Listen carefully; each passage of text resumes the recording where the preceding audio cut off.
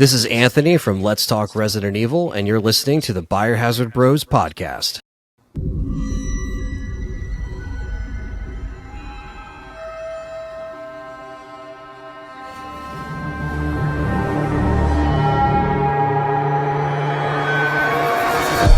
Biohazard Brothers Podcast.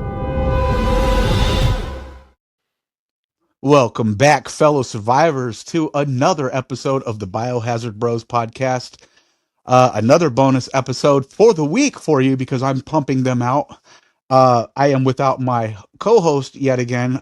He's still on a sabbatical, probably playing and streaming video games.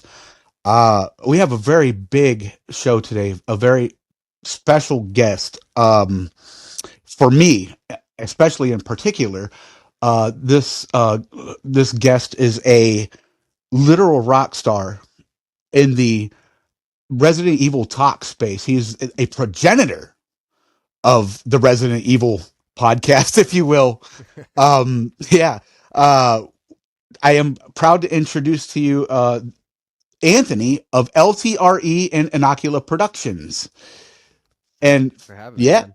15 long years he's been doing podcasting. Welcome to the show, Anthony. Thanks for coming on, man. This is really a big honor to talk to you today, my friend. Oh yeah, man. Thanks for having me on. Like I was saying before we recorded, I usually don't get asked to, come on a lot of shows and just jump on. So, I really appreciate you, having me on and talking some RE. It's always a good time. So Absolutely, man. So before we really get into the RE discussion, 15 years. Man, that's a long time. That's like a milestone, you know? I'm sorry I wasn't there for it all. I literally just discovered you a few years ago when I got onto Spotify. That's how I found you. But you were the first that I found and the first in the algorithm for me. And you're one of my top favorites to listen to. And congratulations on 15 years of content creation, man. How has that been? And thanks. yeah, how and I guess this goes to like why Resident Evil and what inspired you to want to start content creation of Resident Evil? Why Resident Evil? It's a really good question. And a lot of people do ask me the same thing of like, wow, like why just 15 years of just this one franchise? And for me, I think, starting out on YouTube in the early days when I was just kind of like a lurker or a browser of other content, and just seeing kind of, I always wanted to kind of get into, gameplay with commentary. They were called Let's Plays, back in the day. Now people might call them something else. They're just live streams now. But back in the day, I always wanted to, do some kind of gameplay video, and Resident Evil was always my like go-to game since I was a kid because of my dad getting me into the whole gaming thing in general. And I just wanted to, have some kind of creative outlet with it. And I think watching people like Resident Evil Challenger, Nuji, Nathan, like those guys over there, are great guys. Nuji's become a really good friend, and that whole crew over there in the UK, they were a big inspiration for me as well because I found them on YouTube, and they were like one of the first like channels that I found that like they were actually just doing Resident Evil type stuff, and it was them trying to beat X amount of games in 24 hours, stuff like that. I'd watch stuff like that. I watch people like James Rolfe, when he was Angry Nintendo Nerd, before it was Angry Video Game Nerd, stuff like that. Was really inspiring just to like make some kind of content on YouTube. Obviously I wanted to be a filmmaker, but where do you even begin? So for me, I was like, well, gaming's another thing that I like, so let me try to gather some gaming stuff. And eventually with Resident Evil, it just became a thing where I was like, well, I want to do Let's Plays, but I also really would like to do this podcast thing that was like, at that time, podcasts were relatively new to the internet, but there wasn't really a Resident Evil podcast in the YouTube space. So I figured, let me try to start there. And that was a couple years after I made the channel. But yeah, basically, had a channel that I made in 2008-ish, and it got suspended in early 2010, because back then YouTube was like, the Wild West with just like copyright takedowns, and they wouldn't really tell you what really, why you got taken down and stuff. So then I remade the channel in 2010 and kicked it off with the Lost in Nightmares DLC, which was brand new at the time. What a fantastic DLC too. So good. And yeah, that's just kind of a long-winded answer, but honestly, that's kind of how it all kind of started snowballing for me. to Yeah. just keep creating and not get unmotivated that my old channel got taken down. I could have just stopped then, but I just wanted to keep going. And here we are 15 years later. It's crazy. Yeah, I initially started my YouTube channel to do to cover like comic book movies because this was at the beginning of the Marvel universe, cinematic universe, and I'm a big comic book nerd as well as a Resident Evil fan, among other things. I'm a film fan too, much like you. Yeah. And I kind of just got away from that because it kind of got a little oversaturated, and I wanted to do something that wasn't really, like a lot of people were doing. And I I've been in love with the Resident Evil games for half my life since I was 16 years old, and I'm 45, going on 45 now. So a long time. Uh, and I saw your podcast because I was really getting heavy into Resident Evil, especially around the 2020 time, maybe 2021, right after RE2 remake kind of like brought back that spark of Resident Evil love for me, because it kind of was like it was, the flame didn't die out, but it was a little, it wasn't burning as brightly, right before Resident Evil 7 dropped. And then they gave us the remake of 2. I was really hyped for that one. That's whenever I found actually the first podcast of yours I listened to was the extra long podcast that you and Perry and there was another guy on there with you that were covering the Resident Evil. It was the review after it dropped. Like, so Yes. I had all The the in-depth spoilers. review. Yeah, yeah, Yeah, yeah. the in-depth review was the very first one I found, and I listened. I was like, these guys are great, and I listened to you and all of your content that I possibly could over the course of the summer. I think of 2022 was Okay. about when I found you, and I listened all summer. It was LTRE all day at work, every day for like a whole summer, until I consumed everything that was available on Spotify. Then I found you on YouTube. So you have been a big inspiration to me to start my own podcast. You're the first, like I said, the folks at Residents of Evil, and then there's these guys that do a Godzilla podcast, because I'm a big. Actually, that's where my name comes from. Is Godzilla. Kenjira is a portmanteau of my real name, Ken, and then Okay. Gojira, which is Godzilla's Japanese name. But anyway, I like that. thank you. These guys that do a Godzilla podcast are the third inspiration, because they're just kind of like what me and my buddy do, just off the cuff, have fun with it.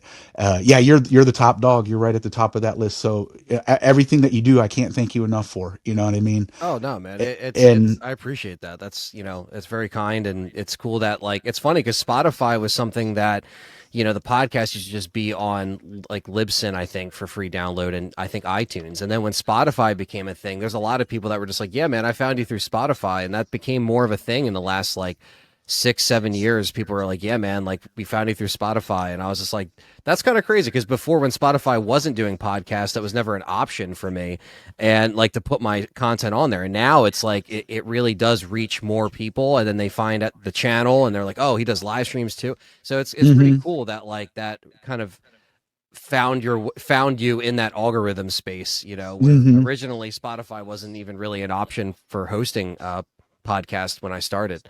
So that's pretty cool to hear. absolutely. Um, yeah, like for guys like us, we just do what we love. You know what I'm saying? And we don't realize maybe who we reach. So, I'm in Ohio, you're in Jersey. Hmm. You've got a good reach, so you're doing really good. So maybe that hope that boosts the ego a little bit for you to, whatever. But man, just keep doing it, dude. I'm always going to be in your stream, and I get so happy when I see you on. Sometimes, because I'm always in my partner's streams, and I'm like, oh, Anthony's on. I gotta go. I'll be back. And he's like, traitor, because I met my co-host on Twitch in his stream. He streamed a lot of Resident Evil and Doom games, which I love both those franchises. But yeah, that's how this all got started. Anyway, enough about me. So you got started because of your father. You say introduced you to Resident Evil. I'm assuming maybe you were a lot younger, probably Yeah. in your early teens. What was your first game?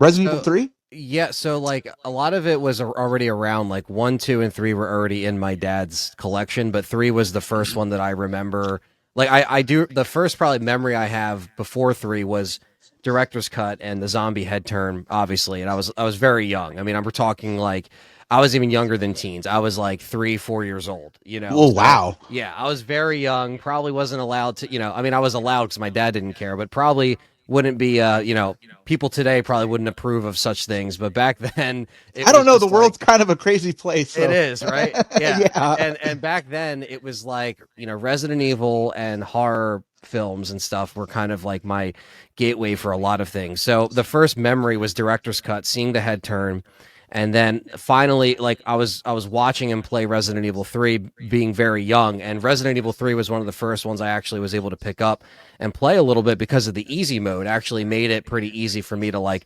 try it, even though I was horrible at it, but I still tried. So instead of like I was watching for some years, and then when I was finally able to like jump in and start playing PS1, that for me was like my gateway console. So that's why, I was in that Mm. era of, again, a lot younger than some people listening or yourself, but that was my era of getting into gaming where a lot of people were, it was NES or Super Nintendo or Genesis. And my dad had them and he showed them to me eventually to be like, oh, this is what it was like before. But for me, like in the early 2000s, getting, the PS1, playing all the stuff that my dad had because he was already on the PS2 and I was on PS2 as well, but it was his console and he played it. Hmm. So I was playing, Dreamcast, PS1.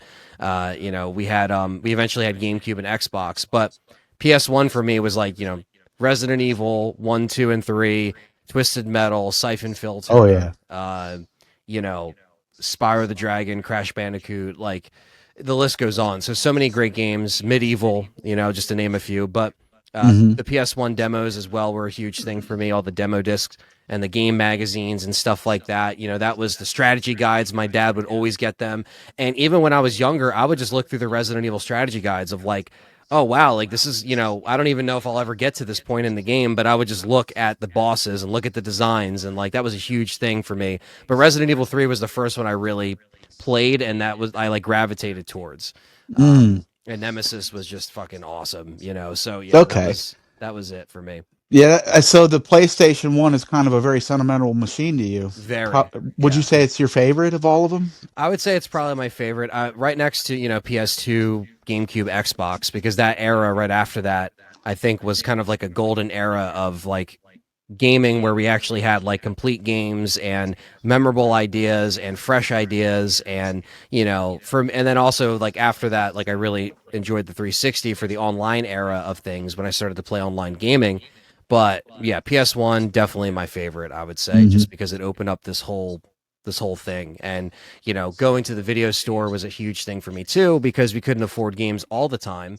So renting Absolutely. renting Yeah. stuff was still I was still in that, like, I'm younger, but I was still in that cusp of like video stores were still around, and I wouldn't go to Blockbuster. I would go to mom and pop, places. There was a place in South Jersey called Hometown Video, and I would go there and rent all my VHS tapes or PS1 games or whatever, So Yeah. it was huge for me too to be able to like have access to that stuff at a young age when it wasn't easy to get or find stuff sometimes. So video stores were the next best thing. Awesome. Yeah. The PS1 is a very sentimental machine to experience that whole era. Hell, I got mine going behind me now. That's actually being played on the original hardware. I've Oh, got my nice. old. That's Yeah, very I've cool. got. I popped that in just for you because it was your favorite game, and I Hell wore yeah. the shirt just for you. Yes, Um, RE3, man. That's yeah, the absolutely. And I've become quite obsessed with that game in recent years. So in my RE3 podcast, I explained I didn't get to play RE3 originally on the machine very much because I had a best friend who I called a brother, and we swapped machines, PlayStation for 64. And he never gave me back my PlayStation. He just Oh, kept it. You know what I'm saying? And then we kind of moved away from each other for some years, and I never saw it again. So I never got to play RE3 except briefly whenever I was younger. I was about 20, 19 or 20 years old. This was like right when it came out. I played what I could on my brother-in-law's PlayStation at the time of Nemesis, and I remember thinking, "Man, this fucking game is tough." You know what I mean? Because at yeah. the beginning, because you had all these areas that you could go to, like in Raccoon City, it was like finally like an open world Raccoon City, or at least what the PlayStation 1 can render. And I'm like, wow, this is which way do I go? So Yeah. when I played it, I only got to play it for maybe like an hour at a time, and I only got to play it for a total of about 2 hours. So a couple times because again, it was his machine, so I didn't really get the chance to sit and play it. Though always wanted to.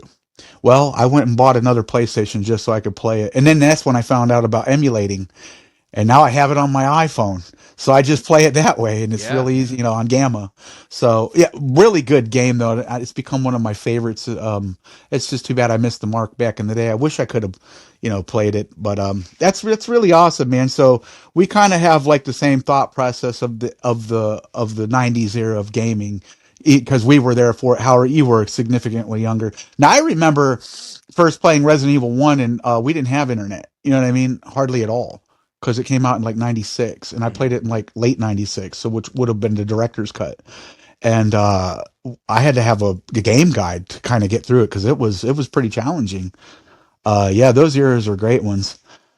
Um, so you decided to start doing Resident Evil content based off of Let's Plays. So you used to do Let's Plays on these games, you were saying? Yeah, so that's how I used to. So my old channel before LTRE was made, a few years before LTRE was created, and even back then it wasn't called LTRE. It was just called Resident Evil 988 was my old channel, and then when the old one got suspended, I just called this one Resident Evil 9888, just putting an extra 8 on it, like very Mm-hmm. lazily, not thinking of it. And I did Let's Plays on the old channel. I had, I still have it over here. Got the DVD recorder, and that was my entry of like how to capture games. And then I would record, not into a microphone, but like a camera microphone. Mm-hmm. And so that would, because it would had like decent audio. So I would record talking to a camera microphone, record it on a DVD recorder, and then edit it, and then like put it together. So this is probably like 2008, 2009 on the old channel. And then when that went away, I just continued doing Let's Plays on what then became LTRE through that Lost to Nightmares DLC, like I mentioned. But yeah, it really was just like I wanted to do Let's Plays, and then the podcast thing became like, there was other Resident Evil podcasts on the internet, very few, but there was none on YouTube. So I was like, well, screw it, let me try to do something different here, Mm-hmm. and just discuss it. And when I made the first episode, Resident Evil 6 just came out. So it was something to talk about. So Resident Evil was kind of in a strange spot when I was starting the podcast specifically. And then when I started the channel, it was just coming off the tail end of RE5 era, Desperate Escape, Lost to Nightmares, those little DLCs. I Mm-hmm. covered Desperate Escape as well, and then just went back and I think the first full game I did for a Let's Play that wasn't DLC on LTRE was the original Resident Evil 4 in completion. So then I just started to go through all the Resident Evil games, started to Let's Play them all, because this is back before live streaming was even a thing. Yeah. So 10 to 15-minute YouTube runtime. Not a lot of people Yeah, back remember then it that. was really short. Yeah, I Yeah, remember it. Oh so yeah. yeah, like some people listening will be like, "What? You used to be able to like, customize the You had to keep it transparency and short. Yeah. yeah, you could like customize your background on your YouTube channel, and used to be able to like change the text font and the color of the text and all this shit. It was awesome. And a lot of the customization has kind of got taken away. Now they added a bunch of stuff, but it's not the same as it used to be. The yellow subscribe button, the 5-star rating system. This is stuff that's completely gone. But yeah, it was all 10 to 15 minutes. So that the Resident Evil 4 Let's Play was like 40 parts long because I had to just keep cutting it. And, it's a long game. So, yeah, that's just stuff before bandwidth was just infinite. And then you could Yeah. just, you used to have a director's account back in the day, which I did have. Really? Yeah, if you had a director's account, you can upload longer than 10 minutes, which I only had on my film channel, so I was kind of restricted there. But And eventually that's they lifted Inocula it. Productions, right? So you've had that a while. Yeah, that since '07, actually. Yeah, so Wow. that's my longest running channel. But at the You same really time, are an OG in the Resident Evil talk space, dude. I mean, whew, yeah, that's it's kind of crazy how fast the years go by. You know what I mean? Like I had JJ on my show when he just had he was just part of like a Resident Evil 2 fan page, and my yeah. podcast From what I inspired him to do understand, his you own kind of thing. inspired him Yeah, to do the ROE network, yeah, yeah. right? Absolutely, yeah. Awesome. That's what he told me. And then when I was there, when I was there for Keeper's Diary, he mentioned so the old factory that was, I think it was like his dad's or something like that we shot Keeper's Diary in. that we built the sets in.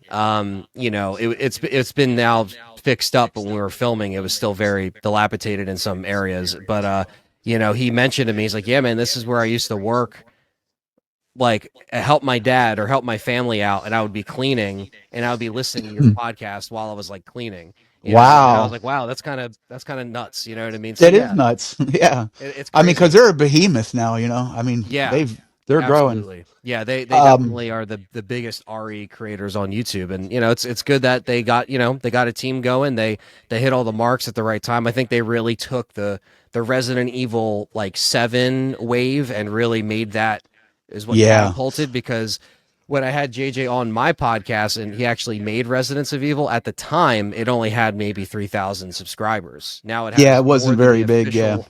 Now it has more than the official Resident Evil channel. So yeah, That's wild. That is it's a kind of wild nuts. fact. Yeah. So yeah, time goes by like nothing now it seems. So yeah, And so here you are, like just inspiring a lot of people. You know, I don't ever anticipate to ever grow that big. I don't do this for any kind of like, you know, fame or anything. I just do it because I love it, you know, much yeah, like you. absolutely. And that's what's great about this community because it's like nobody's in competition with one another. We all kind of support one another and collaborate. And, you know, I'm new to this community as far as like streaming or podcasting. And, everybody's been really open and receptive to coming on or, you know, one of the first people I contacted to come on my show, other than you, was Charlie Kraslavsky actually, and Oh wow. he was very sounds very fun, and I was shocked that he always typically responds to people,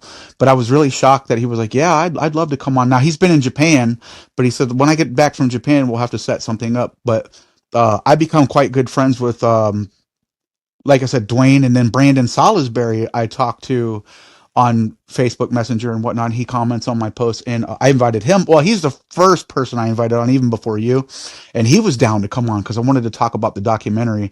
And him and Charlie, he said, well, maybe we can come on together. So hopefully soon I can get them on because I'd love to talk to them about Whistle to the Maples. Yeah. You know, he turns me on to a lot of good horror movies because Brandon Salisbury is a very big horror nut Yeah. overall, and he's an aficionado in that genre, like an encyclopedia of knowledge of horror movies. You know, from what I can tell, and I'm looking forward to hopefully having them on soon. So as soon as Charlie and Brandon have the time for me, we hopefully can have them on. And anyways, the point is everybody's been really receptive to this. The harder ones to get on are the ones that are in the UK because of the time difference. But, you know, hopefully one of these days I can reach out to some of them guys. Um, Greg, even though he's in Australia, he came on right away. Greg was actually telling me that the warehouse that JJ's warehouse, I believe he said it was in Iron Mountain or something. Yeah. It still stands today with the Keeper's Diary room is still up. That is correct. So Wow. they repurposed it for somewhat of a studio, and then as you've seen, if anybody's watched, I know you've seen it, but if anybody's watched like the crowdfunding video, that room for Resurrection, that room is like the keeper's room. So they like kind of restructured it so they could film new stuff in there and Hmm. do like bits and stuff like that. So yeah, I guess they're kind of making use of it. I don't know how well some of those walls are holding up at this point. Yeah. You know, I haven't been there since Keeper's Diary, but it's cool that they've made use out of it. Yeah, because Yeah. even Andrew's like, I'm not taking all of this back to Utah because that's where they initially they were built. A lot of that stuff was built in Utah, and then he broke it all down. And Andrew and his dad drove all the way from Utah to Michigan with those sets, and then that's basically, and then we added upon that for the Keeper's Diary once the sets were set up and stuff. So yeah, they've seen a lot of days, that's for sure. And you Right. know, I'm sure it gets, you know, from what I witnessed when I was there, it gets really cold, and even just in like the fall, it gets really cold in Michigan a lot Oh, faster than it does over absolutely. here. I'm right next to Michigan, You're so yeah, close, we yeah, get the lake effect winds like they do, and it's crap, dude. yeah, man, Especially in like January, late December, January through February, early March, even is still pretty crappy. yeah, yeah. What was that experience like working on the Keeper's Diary? And were you really blown away to be like involved in that? You know what I mean? Yeah, I was. It was a dream come true. I'm actually working on a little like vlog type behind the scenes video from my perspective of filming that. I have a bunch of footage and a bunch of behind the scenes stuff that I shot. And Ooh. my girlfriend Callie, she shot all the behind the scenes photos you see of Keeper's Diary. That was her, so she worked on that, and so I was able to get her involved as well. And we went out and I drove from Jersey to Michigan, and I could have flown out, but I was like, you know what, I like to at least drive so I can at least bring people to and from set if need be, or drive to and from Airbnbs, what have you. But Hmm. as far as the whole process, it really was very organic with how it started, because I was over in the UK doing, RE Challenger fan meetup. They do like a meetup in the UK every year, and since 2022. And Andy from Biohazard Classified was there, and he's like, "Hey, man, have you heard about Andrew Solo's project? Keeper's Diary." I was like, "I've heard about it. I've seen a couple things." And I was like, "Yeah, we're looking for, DP, and we really want Luke to, I call him Nuji, but Luke is his Yeah. what he's known by too." And it was like, "Yeah, I'm gonna ask Luke to be, a DP on it." And I was like, "That's cool, man. That's cool." Not really. And then like we were kind of talking. We did like a stream later on, and we were talking after that. And then like Nuji's like, "Hey, man, I need a camera assistant if I'm going to be, a DP. So you can help me with like lens changes and stuff like that, and like everything else." And obviously that became, just like many independent films, you don't just do one thing, you do You multiple do a things. lot, yeah. Right. Yeah. So you're putting in hours, like 20 hours into a Burning the day. candle at both ends. Yeah, man. Yeah. So like, helping build sets and stuff like that. And like, so, it was literally like that was in the summer. The crowd launch, I think, started in August. And then by October we were filming. It was such a fast like turnaround time, and thankfully we raised the money because of the amazing community that's blessed us and really made it possible. And I was definitely like kind of pinching myself. I was like, holy crap, like I'm here doing this thing for the first time. And even though Resurrection, this is like going to be a really great project to do, it'll never be like the first time, because you're so like naive, you don't really know what to expect. It's the first time we were all like, okay, what are we doing here? Like, how are we going to navigate the seas? And we did, man. Like we made it work. It was really a team effort. And I think, again, between all of us in there really working hard, it became something that I think a lot of people enjoyed. And it was just it was a tiring process, but it was like it really was one of the best experiences that I've been a part of. And what this franchise has brought me in my life is a really good experience with, really good friends, and also just learning more of the craft as well. Not even just Hmm. Resident Evil, but just the craft of filmmaking on that level, and it's a very memorable experience in my life. That's for sure. Absolutely. And now you've been promoted basically to AD, assistant director, Yeah. right? For the Resurrection, the Yes. upcoming Resurrection. I am really excited for this. I missed the crowd funding for the Keeper's Diary because I didn't know about the Keeper's Diary until like the last minute of crowdfunding, and I'm like, shit. But this one, ample time. Everybody, they've been kind of pounding it in the community's head.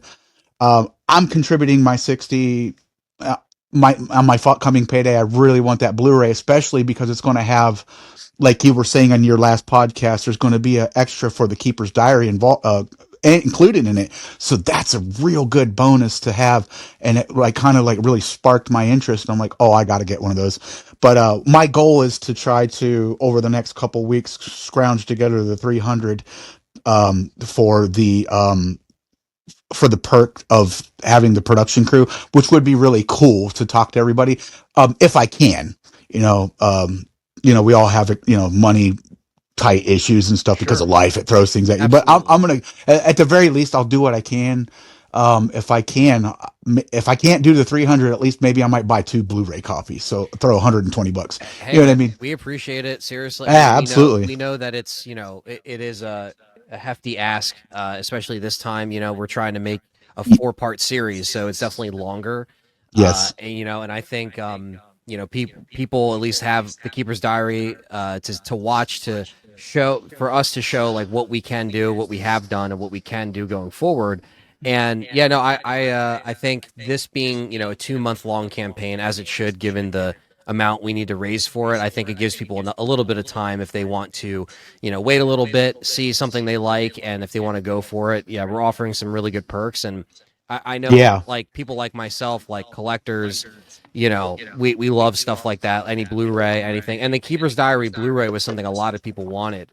We just Yeah, didn't absolutely. have that in the in the budget. We didn't have that in the in the plans for the perks. We had a lot of great perks last time around, but yeah, a lot of people are like, man, that'd be cool if it was on like a physical, Blu-ray type of thing. And now we're offering that. So, yeah, I'm just looking forward to Resurrection because I think this is really going to be literally the only time that I think something like this will happen as far as getting the original actors while they're willing to do it Yes. in one space and to Or able to. Some of them are getting quite up there. You know what I yeah, mean? exactly. That's just a reality. You know what I mean? Like they're all in good shape. They're healthy. Thank God. But Yeah. it's Thank like God. Yeah. it's just Like like you got to do it Wesker now, kind said. of thing.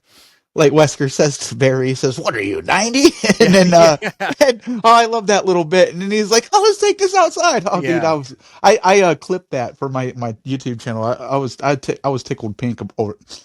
It must be awesome to like to be able to work with those guys and know them. I mean, it was literally like a surreal pinch me moment to have Greg sitting there on my screen talking to me, and I'm like, oh man, this is crazy. I played this game whenever I was 16 years old, and now I know this dude, and I call him friend, and that's just crazy, yeah. But It definitely is, man. yeah, I man, agree. I can't imagine what it's like to have worked on those that project and potentially the next one. I wish I could be an extra in it, but I cannot make the trip to Utah.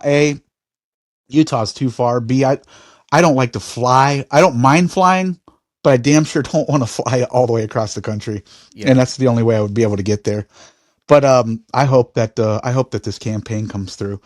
While we're talking about the movies, I kind of want to shift to like a little bit about you were talking about with John and the movies about the reboot with Zach Krager.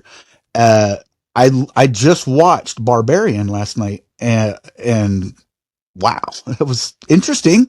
Yeah. It was a good movie, but I'm trying to think like, okay, so this guy wrote and directed this movie, and I don't want to base what he's going to give us with Resident Evil off of his work with Barbarian, but it's like, well, knowing what we know about the script, I'm like, well, I guess I can understand it's the safe approach to maybe bring a new story. So let's see, because it kind of reminded me of like like almost like a Pulp Fiction-y like format, like where you had like a going back to the past and then back to the future again, and it's like, well, maybe if he did something like he did with Barbarian, it would be interesting. But I tend to lean towards, if I was going to direct a Resident Evil movie, I would do it like you said. I would have a zero story, an origin story.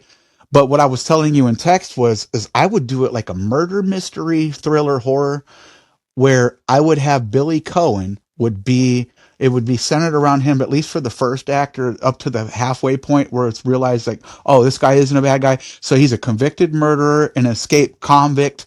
He's not like running from the military per se, but he maybe could be escaped from Raccoon City Police, and they suspect him of being the murderer of these grisly deaths that have been happening in the Arclay Mountain region, and so they send Bravo team to hunt for him, and then that's how the story kind of evolves from there, where he meets Rebecca, and then she realizes he's not the murderer, and then they Mm. have to unravel the mystery of who's behind it, which would turn out to be Umbrella, or that's kind of was my approach to my thought process, and I didn't really say it in the comments because I listened on Spotify. Yeah. But that's how I would tackle it. Make it more of like a murder mystery slash horror thriller. I like that. It's Something that something nobody's different. Yeah. something different. But I'm hoping that they kind of give us something that is at least digestible, more so than the Anderson crap movies. Because Yeah, that's the thing. It just got to a point where, like, I can stand the first three Anderson films, but after that, it got a little, started to get a lot. It already was a little like dicey with some of the decisions, and then it just started to become more apparent from Afterlife onward of like what they were just doing and just throwing stuff at the screen, and Hmm. like these characters were just simply cosplaying as his characters. They weren't really the Exactly. characters, and I think one of the things that me and John are talking about, we're going to have a recording session tomorrow. I'm not sure when it's going to be out, but Nice. probably this month, obviously. But it's just where Paul Anderson went wrong. We're like going over that, like where Yeah. did it really start to go wrong, and like how both of us kind of feel where he started to make those decisions. And I think when we're taking it all back to like for next year's film for this Zach Kreger, whatever it's going to be called, we just know it's coming out September of next year. um, I just hope that whether the script is real or not that came out, if it's an early draft, I'm not sure. If it's different enough to where again, like you have these characters, and it just has these Resident Evil like pop-ups here and there of like, hey, here's a Yeah. POW, and here it just Here's an umbrella logo. yeah, like Yeah. I wonder how they're going to approach it with like if they're going to try to tie it back to like, stuff we know from the story, or is it really just like I'm taking all these creative liberties and just trying to like, you know, make it my own story. And it's like, okay, that's cool if you want to do that, but like it just I don't know, it just can't just be like one of these things like I said in my podcast, like you just don't want to slap Resident Evil on it and then it could just be any generic like zombie film. Like that's my biggest Right. fear. Like cuz I want it to be I want to see a really good Resident Evil film from Hollywood. I would like to, Absolutely. I'm So would not one of I. these like negative Neils, and it's like I really want to see something positive from it. It really has been very wonky since like the Paul Anderson era because in my opinion Welcome to Raccoon City wasn't it, and I didn't really care for the Netflix series. So I just think that Ari for some Oh reason man, getting I the hated the Netflix series. It was trash. yeah I'm not going to defend it. If you like it, hey, if you guys, any listeners, you like it, that's fine. If it's for you, it's for you. it's all It's just good not. It's not for me, man. yeah It wasn't for me. And I could tell you where Anderson went wrong. Let's make my fucking wife the superhero of the movie. When she starts doing shit better than Jill Valentine does, I'm checking out. yeah Yeah, yeah yeah but that was a big thing, yeah, right? Yeah, she I still became like. the I character. like. I still like Apocalypse. I have Resident Evil and Apocalypse in my library, mostly because, well, Xbox gave it to me for free. Oh, I there you guess for go. being a Resident Evil gamer. But then I was like, well, I want to get the second one and let's check that out. Give it another chance. I had watched it once when it first came out, did not like it, never watched it again. And then I decided it was on sale for like $5. And I'm like, well, why not? So I bought it and I watch it every once in a while.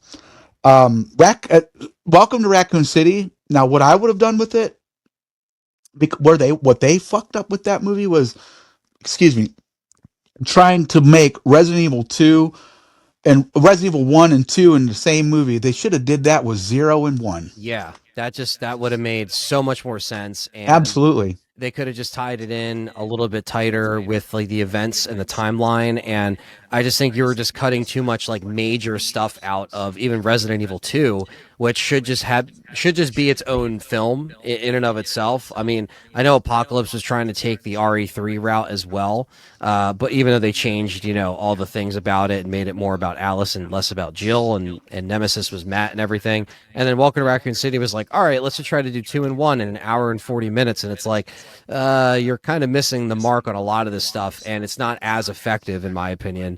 And again, some cool set pieces and Absolutely. Oh, the RPD looked beautiful. yeah, like And I so think did the that looked great. mansion. Yeah, like stuff like that was cool. Like those set designers and stuff. Like kudos to them because they really did pay attention and try to make it look as real as possible. But you can have all that good stuff, and if your script and your actors and whatever, even the director isn't really giving it all, or whatever the case may be with that film, it definitely showed through the cracks there. And yeah, Right. I wish it was better, man. I really One wish thing it that was. really fucking turned me off about that movie, if they could have just did this one thing, it would have made it a lot more digestible, honestly. They fucking screwed my boy Leon over, man. I mean, I got my Leons right here. This Oh is my hell yeah, dude. yeah, You know what I'm saying? They made him a goof. They made him yeah. Like a like jobber Shaggy, almost. like Yeah, yeah, like a Shaggy from Scooby Doo, like a gag guy, like a a parody. Yeah, I don't care that they had Avi and Yogia play him. I loved Avi and Yogia he's as not a bad Leon. actor. It's Yeah, if just he like would have been just Leon, I don't care you about made him him shoot being. his Yeah, partner, and you made him like do all this dumb stuff. It's like yeah. that's not I don't care Leon, about him being a brunette, and not being a blonde white guy. I don't care about that shit. What I care about is right? you fucking drop the ball with my boy. Yeah, You know what I mean? Hell, even if they would have had who's the actor that played Wesker in the series?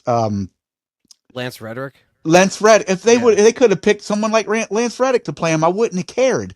If you would have did the character right with the writing, yeah. because writing is everything.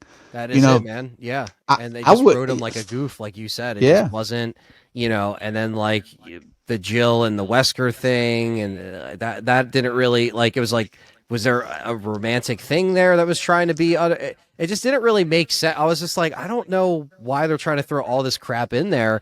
And then they set it up for a sequel, and it never got a sequel, and here we are now with another reboot. So it's like it just seems like that was a wasted opportunity, like in many ways, and I didn't I really have a care for that, feeling. I have a feeling that the reboot is really like there's some kind of merit to the leaked information on the script, and it worries me, but it doesn't worry me because, like John said, this is the safest route at this point. Yeah, no, it Now, really is. I mean, yeah, it seems that way. I agree. Okay, so and this is for I don't know if John will ever hear this, but this is for you, John. I agree with you to an extent about there not being enough filler content to just go with the story of Resident Evil. But if you did it right with bleeding together 0 and 1, like I was saying, like they could have did with Raccoon City, you you very much could have did it.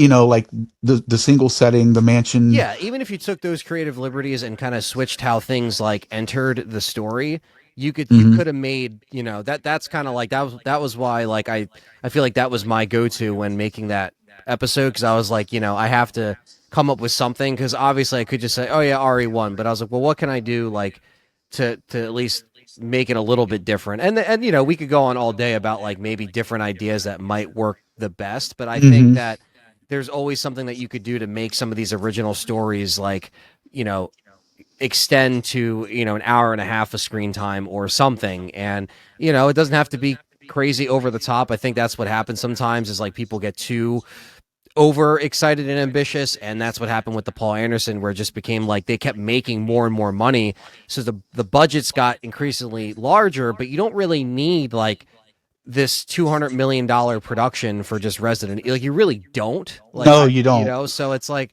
and I know Johannes Roberts maybe spent like 40 or 50, maybe 60 million after marketing. So it's like he didn't spend as much, but he still didn't really get it right. And I feel like even Zach Kreger, like you don't have to spend that much money to make something feel like Resident Evil, look like Resident Evil, be a Resident Evil type film. So Mm-mm. I just don't know what his approach will be. Like I said, or you mentioned like the script, like I'm not sure what that is going to be, the final draft, or what they actually, Mhm. we don't know if they're filming this year or early next year. I don't even know. I'd imagine it'd be later this year, but because we have some of the casting down, so maybe we'll see if there's more casting. But Yeah, I don't know. I'll like see what they do.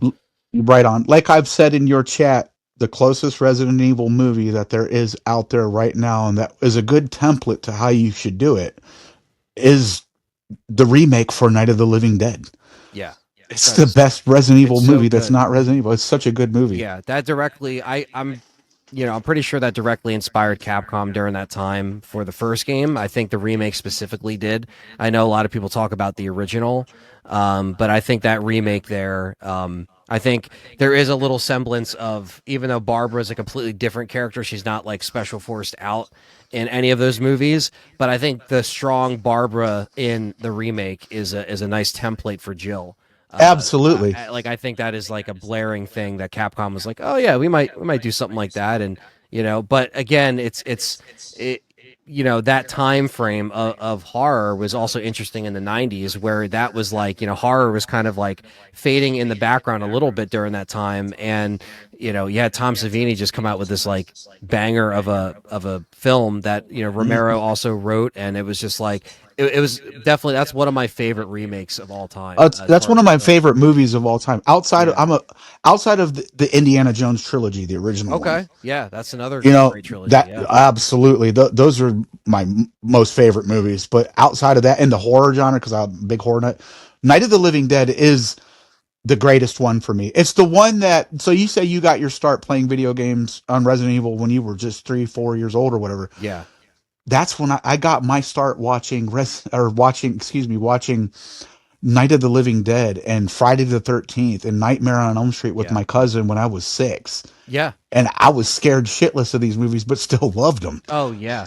That was it for Absolutely. me too. Like same Yeah. thing like I think I have it. Let me see if I have it down here. Yeah, I still have it. So this isn't the same copy, but in the video store, this specifically, I think it was on tape, but it's like the compilation of Oh, all the wow. horror clips, right? So this came out in 2002. So this for me was like my gateway of like going down the list. So like me and my dad popped this in, watched it all, and I was like, well, I'm gonna have to find, Hellraiser, Nightmare on Elm Street, Texas Chainsaw, like Scream. Like I literally went down the list and I would go to the video store, find the tape, start with one, and just rent them out and go through. And so like really, yeah, like horror at a young age, like this specific compilation is burned into my memory of like this is what Nice. also like because my dad would let me rent them and he'd watch them with me, or like sometimes I'd watch them by myself, still get scared shitless sometimes, but still enjoy it. I was like there was something fascinating about being scared and like still wanting to know more, and that curiosity when you're young. So that was really it, man. Like that was really like Resident Evil and horror where it was like hand in hand with like everything that Absolutely. I loved growing up.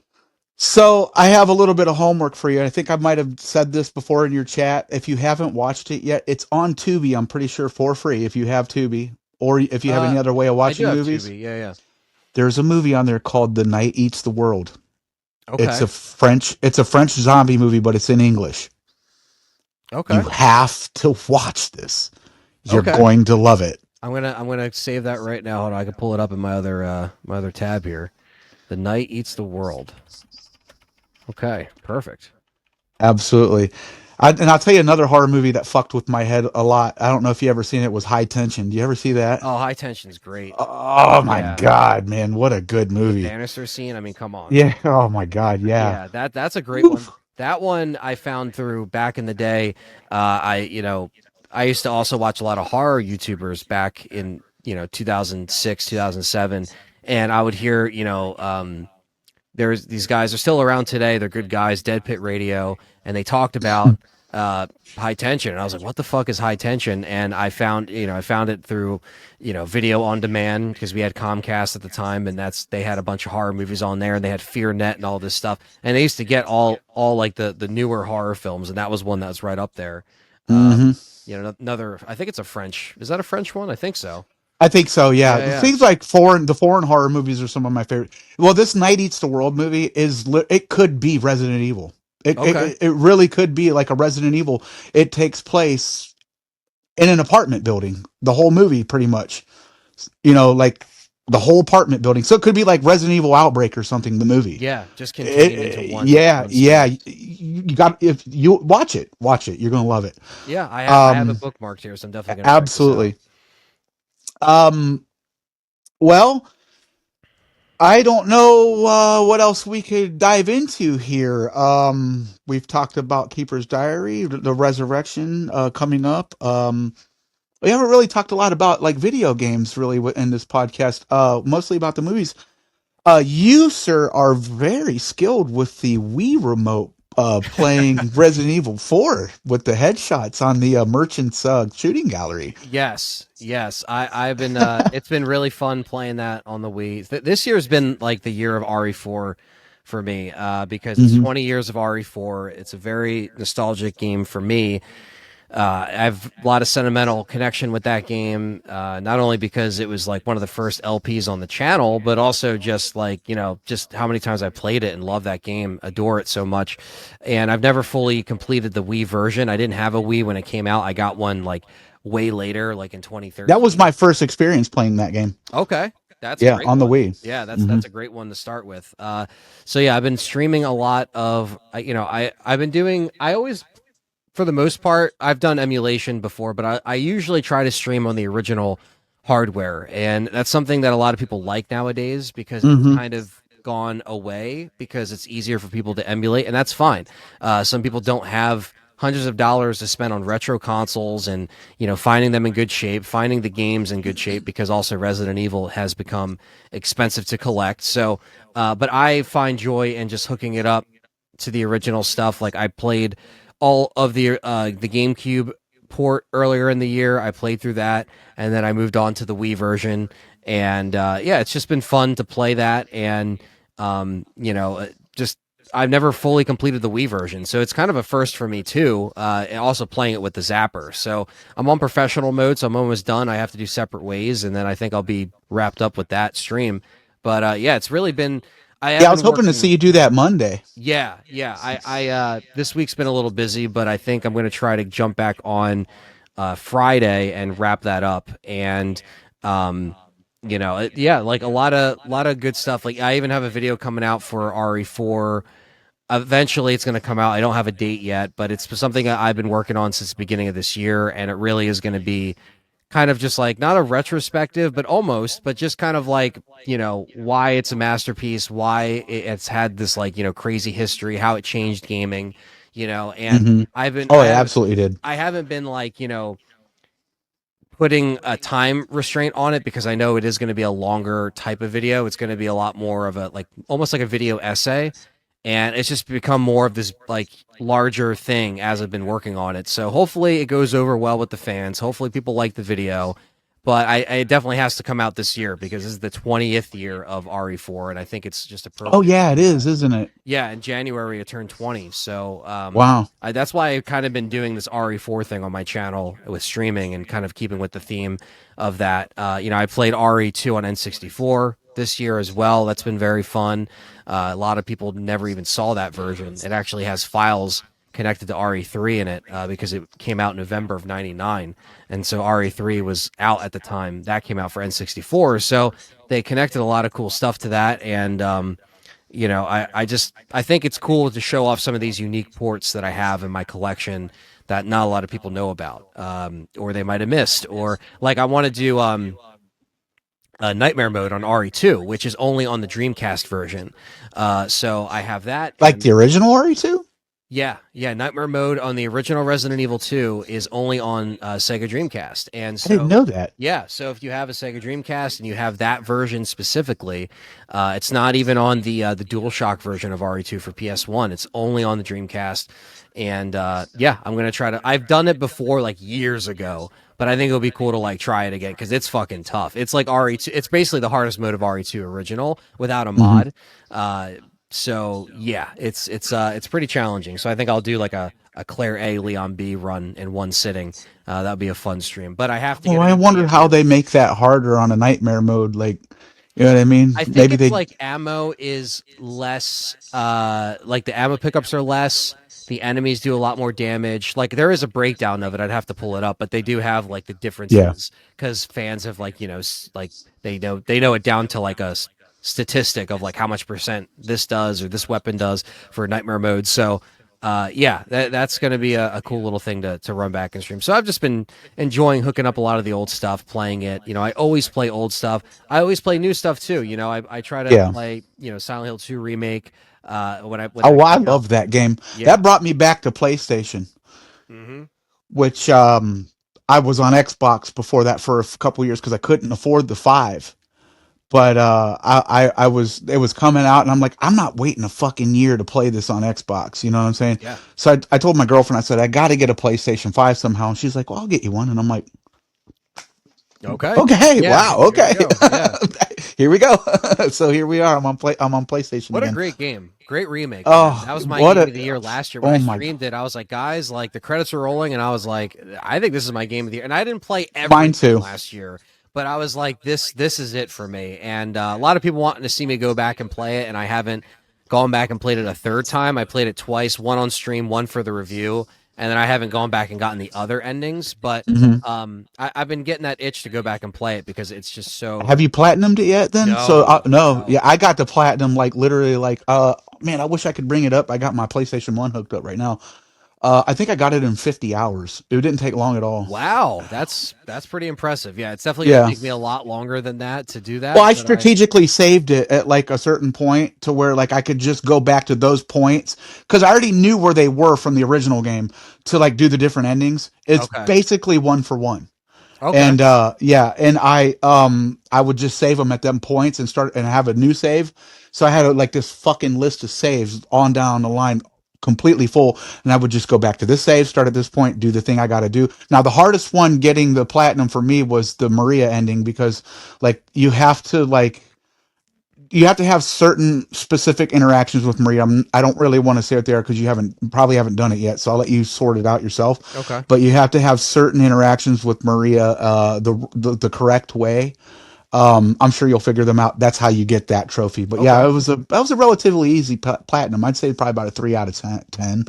So Oh, that's not yeah, bad. Yeah, I yeah. mean, for Silent Hill, for me, like I just recently beat 3 and 4 for the first time, and I really, really enjoyed those games. The community has that supports me votes on these Hmm. polls that I put up to see like what's the next survival horror game that I'm playing, and I played Silent Hill 1 and 2 before the remake and stuff like that. A couple years ago, I beat them for the first time. Then I played them again, and then the remake came out, and then I played 3 and 4, and I really like 3. Really like 4 too. 4 is very unique. It's very different than 1 through 3, but I kind of liked it. I still really liked 4. So now I'm caught up with I played 1 through 4, I played 2 remakes, and now I really got to play Homecoming. Now I I got was to play about to say that you Downpour. haven't played Homecoming yet. I played like the first couple hours, got to the People apartment. they shit on it, dude, and I think it's a great game. I like it because it takes place in Philly. I'm pretty sure, or I think it's in Philadelphia or PA. I'm not sure, but yeah, it's right near where I'm at. You know what I mean? Yeah, it So Shepherd's Glen. Yeah, the Shepherd's Glen is like a neighboring city to Silent Hill, which a lot of people will shit. They shit on it for that game. They shit on it for the mechanics, and it's like, oh, and the similarities to like the movie because the movie was relatively new, and oh yeah.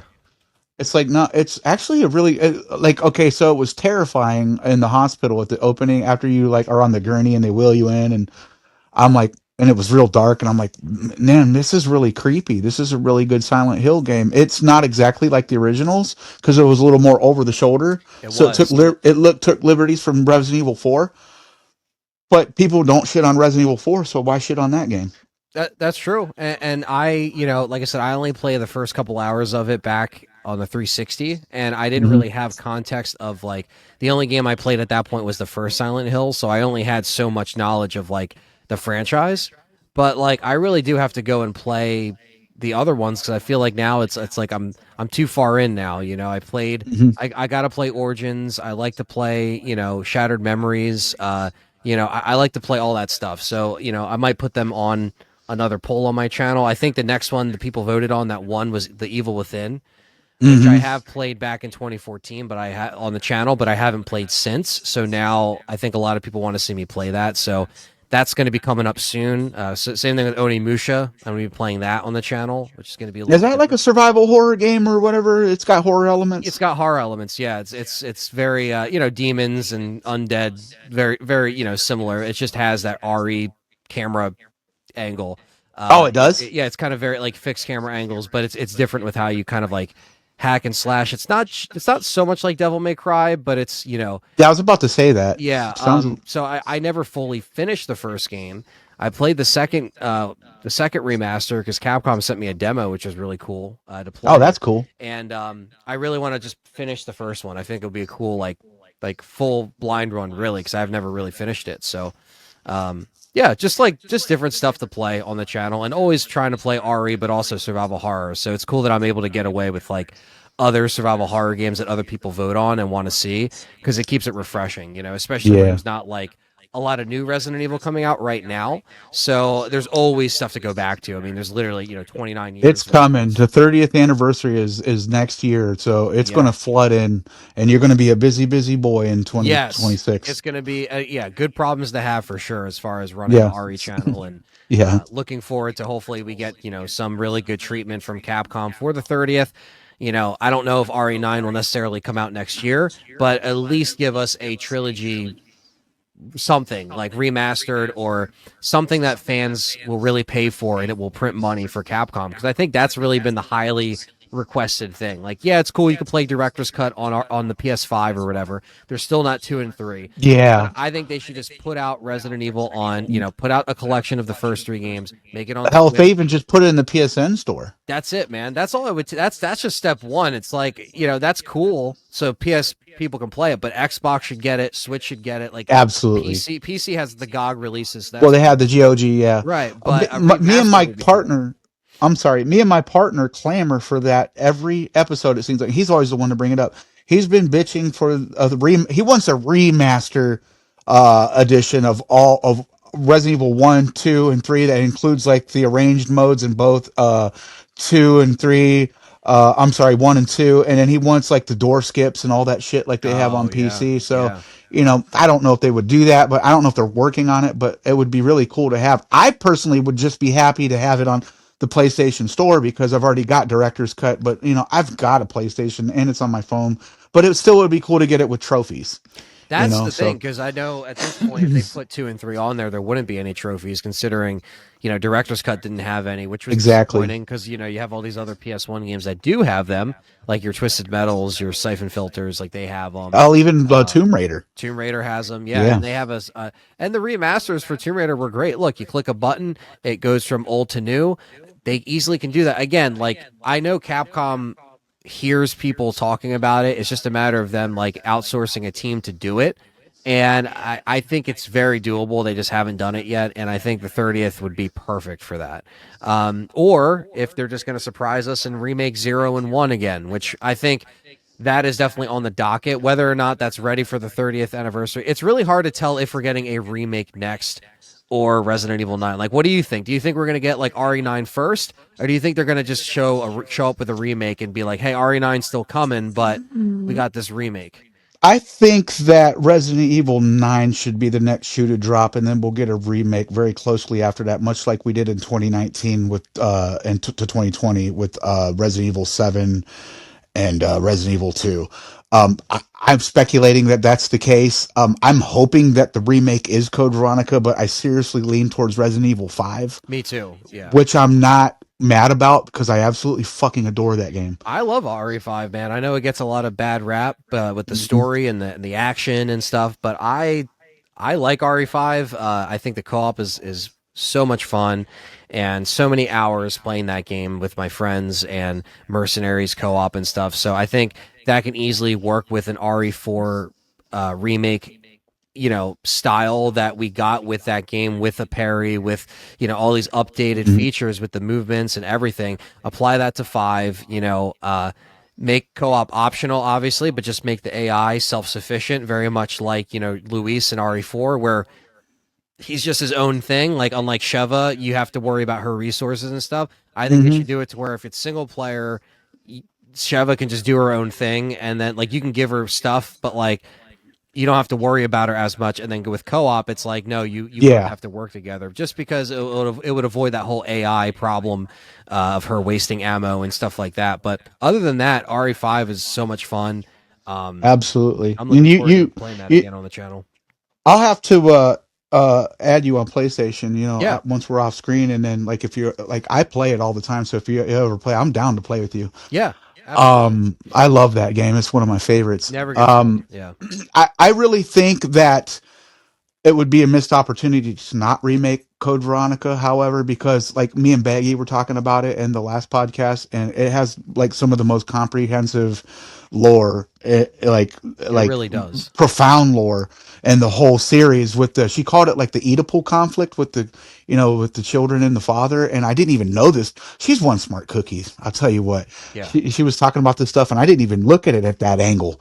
And I'm like, man, I didn't look at it like that. That's like, and it really like took the story with all the camp and silliness and just elevated the story of Code Veronica to a different plane. Because not only do you have the Oedipal conflict, you got the setup for the conflict between Wesker and Chris Redfield in the showdown. And it really like furthers the story of the Redfields and Wesker, and like the nature of who Chris Redfield is. And I really have grown to appreciate him a lot more since that conversation. In regard to like my favorite Resident Evil characters, he wasn't even in my top 5, and now he for sure is. You know what I mean? Because he's always, she says he's always like standing up against like corruption and like not bending a knee and being rebellious. And I'm like, I like this guy. It sounds like me. You know, Yeah, yeah, no, I really like him. I like that too, and Code Veronica has grown on me through the years. When I first started the channel, I was probably not as praising that game as much, and then when I replayed it on a Let's Play, I was still like, all right, this is okay. But when I was younger, it was like the harder game for me, so it was a barrier to entry for me. Where I was like, all right, I want to get into this like new Resident Evil game on the Dreamcast. It looked great. And I didn't have a strategy guide for it though. That probably would have Hmm. helped me a lot back then. Yeah, But because we don't whenever I know did, to grab the fire extinguisher or to leave our weapons behind before yeah, Nosferatu or none that of that. stuff is like that's what kills that game on anybody's first run is that can ruin the experience for you, really. Yeah. So I definitely, I definitely have learned the game more throughout the years, and I love the soundtrack. I do think Oh, it's one of the best. one of the best. I do think some of the story is, a little silly, but I still like it. I like the lore. I like how, intense it is. I like the Claire and Chris kind of dynamic. I wish we got a little bit more of that in the game. Hmm. Maybe they can fix that in the remake. They can maybe balance out their sections a little more. Some of the Yeah. backtracking can be a little rough, but I mean, it is interesting where it doesn't have a difficulty. It's the one Resident Evil where you just start it and that's it. That's what it is. I also think that's fascinating. So there's little things that are unique about it, and I would love to see it remade. I just don't think it's like on Capcom's like top list because of just like maybe it didn't really sell as much as the other Well, entries. I mean, that could be attributed to it being on the Sega Dreamcast because it was the Dreamcast one of their best-selling titles, from what I Absolutely. understand. Yeah. But they did take a poll and it won, from what I understand. So clearly, they know that there's a cult fan base out there that's Nowadays, yeah. nowadays that's rap. All right, so when I stream on Twitch, I average maybe 3, 4, 5 viewers. I'm not big at all. I don't stream consistently like you or some of the other guys in the community.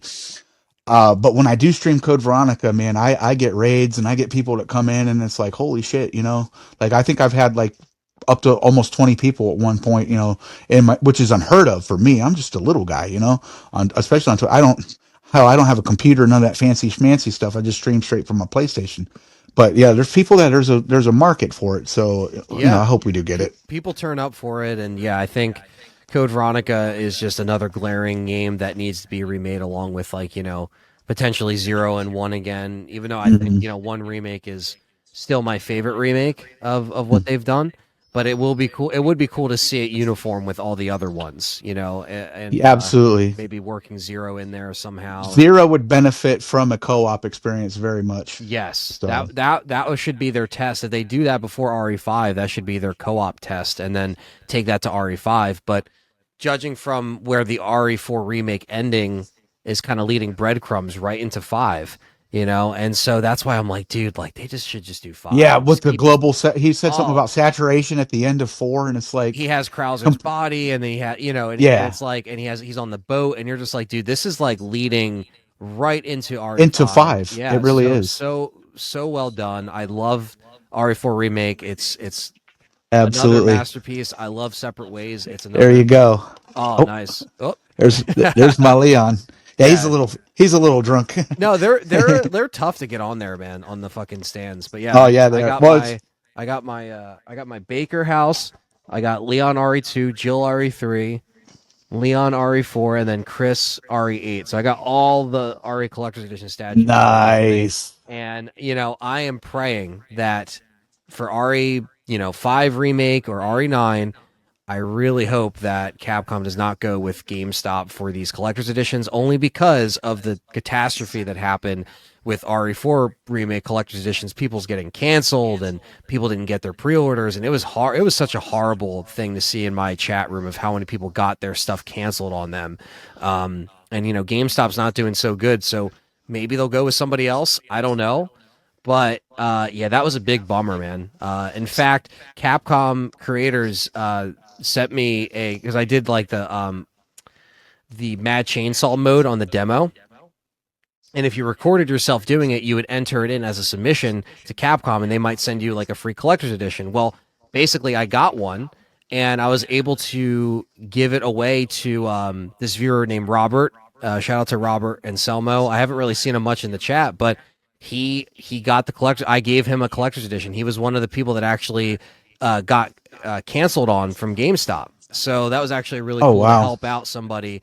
And it was a random drawing. Like I just had names, like I was like, all right, guys, send an email over. Tell me what you remember of like your favorite memory of RE4. And I got all the names, drew it, and it actually was somebody, like I mentioned, Robert, that like got their stuff canceled on him. So I was just like, that's kind of funny that it kind of worked out like that. But yeah, man, I love the collector's editions. I love the statues, but I really hope they don't stick with GameStop because I don't know if they're gonna even be able to handle that again. I don't know Yeah. what happened with RE4 remake that caused that many cancellations. I don't know if they oversold what they produced or what, but like the people that got it, like me and you, like we're lucky because I thought my shit was gonna get canceled in like 2 seconds. Yeah. So yeah, I'm a sucker for those statues. I love. Oh, so am I. Yeah, I love the Now, statues. I Collector's was going to show editions. you the one. This is my most favorite one. Now I got this one. This is a hunk figure that is Oh, nice. by GM Toys. It is Okay. unlicensed, and this fucker cost me $236 to track Wow. down and get. I don't even have Yeah, that. yeah. I love Hunk's probably tied with Leon as well because I cosplay as Hunk. But I love him. He's always intrigued me as one of the most fascinating characters because he's like this fucking Bruce Willis badass type, fucking Yeah, just diehard, doesn't give a fucking fuck. Will do what he doesn't has to give to a get the fuck. mission done. Do Yeah. what he has to do. People I want a have a hunt question. game, right? Like What? people really want a hunt game. Like I it mean, seems I that do, way. but I don't because it kind of would. Well, here's how I would do it. If I was going to do a hunt game, I would do something pre Raccoon City, maybe more like a because when I think of Hunk, I think of him being thrust into that situation and causing all the damage of the zombies. So he would naturally not really be trained for that. So they would train him just to, they're not going to train him to be, That's let's true. go kill zombies. So it would be something that's more like what Operation Raccoon City did, but with Hunk, but handled better than Operation Raccoon City did it. Do you see what I'm saying? Yeah. Maybe like a earlier mission, maybe even something on Rockfort, or something of that nature. Yeah. No, I do like that. Or have a section with Rockfort. Yeah. That's how I would do it. But I don't know. I would like to see a Hunk game, but not really because it kind of would take away that Some of that mystery, mystique. Yeah. that mystique. Yeah. You're gonna ask Uh, me a question. Sorry, I cut you off there. yeah, that's fine. No, that's fine. Yeah, because you and Perry and the guys in your little circle seem to be like the fucking men who know shit, you know what I'm saying, or at least have a good idea of things. What is this thing that's going on now with you don't own your physical copies? Have you heard of that? You mean like just in general of like like how discs have become kind of more just like tokens, like download Tokens tokens? of where you Yeah. download them, download shit from them. Is that what Yeah. that is? Yeah. And they're That's like, so they could take away access to that if they ever wanted to. I mean, in theory, I guess they could if they shut down the overall like Xbox or PlayStation servers. I don't think that would ever necessarily Yeah. happen, but what you notice is like I don't know if I have it behind me, but I have like oh yeah, I do. So for example, like I don't get a lot of new physical games unless it's Resident Evil, but so this is Killer Clowns, right? Okay. Uh great fun game, but you notice when you put it in your Xbox, only like I don't know if it says the amount of gigs that are on here, but let's just say only like 10 gigs are actually on the disc, and then the next like 15 you have to be connected to online. So you Yeah. notice like a lot of times like what's actually on the disc is not the full game, and this has been a thing that's been going on since probably Xbox One, PS4, but now even more with the newer machines where it just Mhm. seems like the disc is just kind of like an access, like, hey, I own this, and then it just beams it up, and then you basically Yeah, just it's play. just It's not. ceremonial. It's not like it's like Yeah. turning the disc and like loading and reading like it used to. I think PS3 and 360 was the last era where like it was all on the disc, and then you would have to install just an update file if there was, an Yeah. update. You could install it to the console still. It was an option, but it wasn't mandatory. Where now everything has to be installed to the SSD hard I think drive. that's kind of a good way to do it though, because like it puts less strain on the disk drive and probably longevity for the machines are longer. So I don't have a problem with it. I just see it. I get a lot of news from, in my feed or like, in my Google feed, even Sure. like people are just bitching and up in arms about this. And it's like, Yeah, they're just what's going on? they want to own, their stuff, and I get it. And look, I mean, behind me, a lot of these are movies, and that's the one thing I do like about the reason why I still collect more physical movies now instead of games, unless it's retro games or Resident Mhm. Evil. Because the movies are on the disc, right? So, like, if I put in a 4K of Indiana Jones, like I got the steel books right here, Nice. like I'll show you. So I got um, these are on Amazon, but like here's Raiders, right? So I have this. If Oh, I wow. if I pop in the 4K of this, right, like the quality on this disc actually does matter. It makes a difference Mhm. when I'm watching this on the 4K as opposed to streaming it because the bit rate isn't as high as what on a 4K disc. So you're Yeah. gonna get the best quality on a disc. That's not the case for games because games are just going to be the same no matter what. It's the game. There's not like a bit rate quality Yeah. versus physical disc versus digital. The token that plays the game is going to be the same no matter what, whether it's a licensed digital or a licensed physical. So for 4K for me or Blu-rays, there's a reason for me to still get physical. Now, is there situations where disc rot happens? That's something we mentioned on the Game Complainers with Perry. Yeah, I remember that And where Perry couldn't get my name right. yeah, I know. That just became more funnier and funnier. I was like, no, he's good people, man. He's not trying to be malicious. But no, basically, yeah. So that's my thing on it. It's mostly like with movies. I feel like same thing with movies and games. Like disc rot can happen with old DVDs and stuff, and it does happen eventually to some stuff. Or some things Mhm. won't even have a scratch on them, and you put it in and it doesn't load. It doesn't. You're like, what the hell happened? And sometimes they are made cheaper nowadays. So like I feel like that might happen with some other stuff here and there, but thankfully a lot of my stuff, my old stuff still runs, it still works. But I always tell people back up your stuff. You can, there's ways to do it. There's ways to rip your discs if you want to put Yeah. them on a hard drive and stuff like that. But I mean, I like original stuff as much as everybody else. I just think that, for games, I don't collect as much newer games unless it's a property that I like, right? Here's a So good example of the way that they. Oh well, that's playing in the player right now. yeah. I forgot. I put it in. PlayStation used to make their discs on these. I remember we used to burn songs on discs like this, and these discs hold up for life. Oh yeah. I mean, these are 30 years old. This is RE2. This is the Yep. original one, black label, Yep. not a fucking scratch on it, the man. good old 30 years old. the good old CDRs and Oh my god, yeah. yeah. So They yeah, just don't make them like they used to. they don't. And maybe we'll see a point where, I know some people have had some PS1, PS2 disc rot and stuff like that, but I haven't gotten to a point where my stuff has had any of those effects. So, Hmm. like you said, back then they still made those things pretty well. Now maybe they just think, all right, it's not really fully on the disc, so let's just like cut corners and not worry about it. I think that, for movie stuff, like I said, I still get the 4Ks, and I think the 4Ks are made pretty well. Considering Hmm. they are probably the highest space that you need on a disc. If it's like a dual layer 4K, I don't even know what they're using now. But yeah. So I still take pride in physical collecting, but I have also embraced digital at the same time. So like The same way. yeah, so like you said, Yeah. like people online, I understand people are either bitching or they're upset or they think that like their stuff's being they don't own anything anymore. But I mean it's just the way that it went with always being online. Piracy as well was a big thing where they wanted to always have your console online for online check-ins and stuff. Yeah. And that's what Xbox wanted to do in 2013, and people got really mad at them, so they backtracked and They they said backed the hell they off, and backed then they off. even made their console to where you could put it in like developer mode, and you could put like RetroArch on there, and it Yep. was, yeah, that was Yeah, really and surprising. and then they obviously patched a lot of that stuff out, which sucked. But back during the Xbox One era, that became like and PS4, the whole like DRM, like your console always has to be online. Why? And people weren't ready to accept it back then. Now, I mean, we're always online on our phone. We're always online on the PC. So it's like people weren't ready to accept that at the time. But now I feel like most people are like, oh yeah, my console's always online. But like what sucks for like, at least for Xbox, I don't know if PlayStation's the same way. Like I can't use, I think PlayStation, you can still use the Blu-ray player offline, but some of these consoles you can't. You can't even play the Blu-rays unless it's online. So Wow. it that kind of sucks. You know, like I do miss like, all right, if I'm on my PS3 and my internet's out, well, I could just pop in a Blu-ray. It's gonna play no matter what.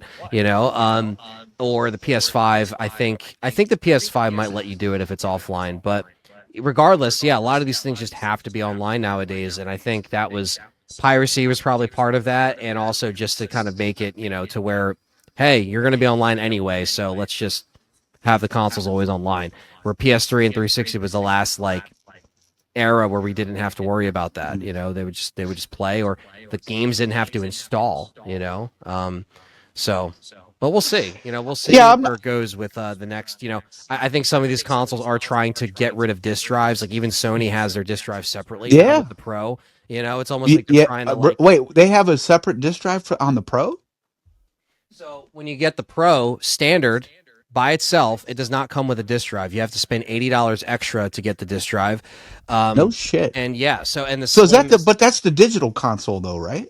So the Pro doesn't have an option. The Pro is only digital, and so the Slim that they made as well. It's a little confusing. The Slim they made Oh, is digital, and it comes with that detachable disk drive. Basically, they sell the detachable disk drive separately, and you can add it to your Slim yeah. if you got a digital. But the Pro does not have. I think the Pro finally had a bundle with the disk drive through like Walmart, but it's not Mhm. like standard. So basically, every Pro does not come with a disk drive. You have to spend $80 extra to That's what attach it. my mom was telling because I have a first gen PS5, Okay. the first one. That's the one I My have. Yeah. yeah, my son has a digital first gen, which we were just going to get him a disc drive for that. I told him that, but he wanted to play because he wanted to play Minecraft story mode. My son, he's 6 and he has two PlayStation 5s.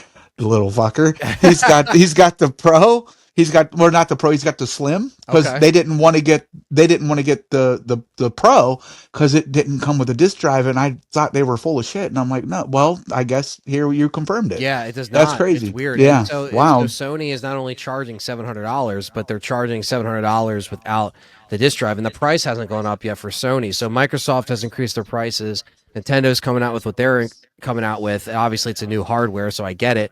But at the same time, yeah, PlayStation is, yeah, they're gonna probably increase their price as well, with $80 being the standard for games. Sony hasn't done that yet, but they will because Nintendo did it first, Microsoft just did it, and now Sony will follow. So $80 for games. Their Pro is $700 without even touching the disc drive. So figure after tax and everything, you're spending well over $800 for the Pro and Wow. everything. And I hooked up my dad with the Pro, so he's set with the disc drive and stuff. But we traded for that. So we traded in his old PS5. We traded in his Series S. You know, we Yeah. knocked it down. So that's the only reason why GameStop is still good, because you can unload on some of this stuff while they're still around. Otherwise, you got to sell it on these third-party things, and who knows, you know, if you get ripped off, you get scammed. So use GameStop now as a dumping ground to unload some of your old machines, so you can get. Yeah, that's what I did. I Yeah. I dumped off my Series S to get my disc collection of. Okay, so all the digital games I had because I had the Series S, so all the digital games that I had on there, some of them, if not most of them, are becoming playable on Game Pass. Then you can play Game Pass right on your phone. And Oh yeah, I have a backbone for my phone, for my iPhone, so I just play my fucking Xbox games on my phone. you can. And Yeah. yeah, and I traded in my Series S and got all the PlayStation games. All right, so I've always been more of a PlayStation guy since 1996. It's been my favorite console. I do love Xbox, and there's many reasons why. Great controller, great ergonomics on the controller. They have a very good exclusive library as far as Halo, Gears of War and shit like that. Love it. But from what I understand, a lot of that stuff's coming to PlayStation It anyway. is. So, They're going through part Xbox the last yeah, year and a half. They've been telling us, like, without telling us, basically, they've been yeah, saying, you know, hey, just 4 games are coming over, and then that became 5, and then that became 6, and now you yeah. have, you know, Forza on PlayStation, Gears of War's coming out on PlayStation, and don't be surprised in June, while I'm away in the UK, probably they're going to announce this. they're going to probably come out with Master Chief Collection on PlayStation. And I think, and it's going to be crazy. We're going to be in a world where that exists. Where we can play fucking Master Chief Collection on Yeah, PlayStation, man. So Halo on PlayStation. Holy shit. isn't that nuts, man? So yeah, It's, so dude, that's they're bananas. going full third party. And I think that's why with the price increases, that's why I'm scratching my head with them raising the Series X. So they're doing the Sega thing? That's basically where they're going, man. Yeah. Now they didn't say they're out of hardware yet, but just wait, because it's like, well, what are you guys going to do for next gen? Are you going to actually invest in a hardware? They're going towards A, we want you on Game Pass, and B, we want you to stream our stuff anywhere on your phone, on your Fire Stick. Like you can play Xbox anywhere. They had this whole campaign late last year where like everything was an Xbox. Your TV's an Xbox. Your phone's an Xbox. This horrible marketing campaign, which is pretty much just saying we don't really care about the hardware. We know we're in last place is basically what they're saying. Like we're not Yeah. leading anymore. They're not on top like they were with the 360. I know the PS3 sold a lot after the fact, but let me tell you, 360 was on top during that era. Even though people were getting red rings and stuff, people did not Wow. care. People were playing everything. So they literally are committing the word we cannot say on YouTube. Yes, Holy exactly. shit. They basically are, and that's why me, Perry, and Frank and Fred and on the game complainers every week, we're very passionate. We scream and yell about this stuff. We amp it up a little bit on that show, but it does come from a genuine place where we believed in this brand and we play everything. We play PlayStation, Nintendo. We do everything on the channel, Yeah. but it just sucks to see something that you invested so much time in just kind of wave the white flag and say, yeah, they just take our games, like Game Pass. I think eventually might be on Nintendo. You know what I mean? I think even Starfield, you're going to see that come to PlayStation. You're going to see that on Nintendo Switch too. I think they're just officially just like, hey, we'll still have consoles if you buy them, cool. But like, we're just going to put our stuff. I mean, if when I was a kid, because growing up, like I know, like our eras are different. But you were 16 when you were playing RE1, and I was like, I was basically like 12, 13, 14 playing Gears of War, on Xbox, whatever it was. And that for me was like, if you would have told me back then that it was going to come to PlayStation, I would have thought that you were fucking out of it. I'd be like, nah, dude, you are disconnected, because it just seems Bro, so I far feel the removed. same way when it comes to PS1 games. If you'd have told me that, I could put an emulator, like a Gamma emulator, on my iPhone, and I could fucking be in the bathroom, the shower room, Yeah. playing fucking Resident Evil. Yep. Away from it, not tethered to a TV, I would have thought you were fucking batty, dude. Yeah, like dude, like like I would have never thought that we would get to this point, and yeah, it really got to that point, and I think we're in a weird spot with consoles right now, where it's obviously expensive. We understand that, and it's becoming more of an expensive thing, and $80 games, but something like with Microsoft increasing their prices. Just before like this Gears of War announcement, for example, it is just not a good look as well, because it's like your chart that has never been done, man. No, like no. holy shit. No. Yeah, 5 years into the life cycle of a generation, let's go ahead and raise the console price $100. Yep. Like what? And let's put our Are you daft? Yeah, it's like let's also put our games everywhere, and like it doesn't matter, because that was the biggest thing, right? Because Indiana Jones, for example, Game of the year for me right there. I haven't beaten it yet, but I played what I played and I liked it. But I'm close. That was supposed to be, an Xbox game. And then all of a sudden they're like, and, because Phil Spencer was like, yeah, we're going to put Indiana Jones out, potentially. And it runs the best on the Pro. There it is. And I got a physical copy on the Pro as well. I haven't even opened mine. Me and my dad have been trying to play that on the 5, and it's been fun. On the Pro, and that's the biggest problem, is that PlayStation 5 has their Pro, and it's really expensive, but the Pro is running your games better than the Series X. So that is another thing where it's like, you're telling me now your games that were supposed to be exclusive to you or on Game Pass is now coming on the competitor's console, running better on their machine, and it's just like, what are we doing here? And they should have come out with a mid-gen refresh like the 5 Pro and try to compete with the hardware. The Series X still runs stuff great, but the Pro is clearly the newest hardware right now in console. But that literally is like a coin. You know what I mean? Like, it's got two sides. Here you have the death of a machine or a company, potentially, because it's going to a competitor. But, excuse me, you're also getting the competitors' consumers that aren't on that console or are loyalists to that system are getting to experience what, the competitors have for their users, even though it may mean the death of a console or its brand. Yeah, it's a very like again, it's a very strange generation of consoles that we're Hmm. in, and literally, and I use what Perry says all the time because it's perfect. It's literally like walking into McDonald's and getting a Whopper. Why would you ever go back to Burger King? You know why would you go back? Because you're like, dude, I can get the fries, I can get the Whopper here, you know. And he That's said that perfectly said. perfectly, and it's like that really is what it is. It just seems like this is like, you know, why would you get an Xbox at this point Yeah. if you have a PlayStation like yourself in your situation where you already made that trade? They're not going to give you a reason to go back if you could just play Master Chief, Indiana Jones, Gears of War, you know, Forza, Starfield's going to be coming out, you know, all this stuff. And it's like, Yeah. well, why even, you Fucking know, Starfield's coming to PlayStation 2? not yet, but that's the rumor is that it's going to be Okay. Switch 2 and PlayStation. That's the rumor. Now, we'll see in June. June is going to be Xbox as a showcase. PlayStation does their state of play. Maybe Resident Evil. We'll see. Nintendo, I don't think they're going to go because they just went for their Switch 2 in April, so they're Yeah. hold off on that. But yeah. So this summer is going to be interesting. Let's see if we get some Yeah.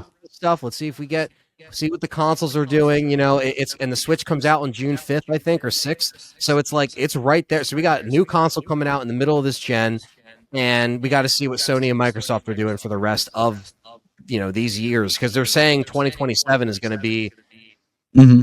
6, maybe the next Xbox. I don't know. That's what they're saying, but we'll see. Is there any word yet that any of the versions of Resident Evil remakes are going to be coming to Switch 2 with Not upgraded yet. I graphics? think that is going to happen, considering Street Fighter 6 is running in 60 frames on the RE engine on Switch 2. That is coming out. So I Hmm. guarantee you're going to see RE2 remake, 3 remake, 4 remake, 7 and 8 all on Switch 2. Yeah, I think it's kind of crappy the way they did it on the original Switch, where you can only stream them. I hate that. Yeah, Ugh. that's Yeah, horrible. This is the time where if the Switch 2 is the hardware that we've wanted from them, yeah, I'll get them all and I'll review them all over again. I'll review them just absolutely. for the Switch. Like I'll tell Capcom, yo, like put it out, send me a copy, do something because I want to play this stuff again and I want to play it on the Switch too.